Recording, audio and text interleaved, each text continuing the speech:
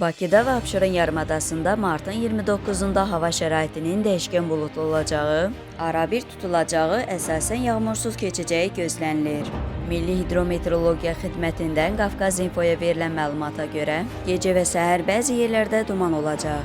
Mülayim cənub-şərq küləyi əsəcək. Havanın temperaturu gecə 6-10 dərəcə isti, gündüz 13-18 dərəcə isti olacaq.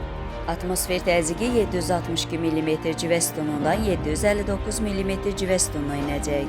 Nisbi rütubət gecə 70-80%, gündüz 55-65% olacaq. Azərbaycanın rayonlarında havanın əsasən yağmursuz keçəcəyi gözlənilir. Lakin gündüz bəzi dağlıq ərazilərdə qısa müddətli yağıntılı olacağı, şimşək çaxacağı, dolu düşəcəyi, arabir duman olacağı ehtimalı var.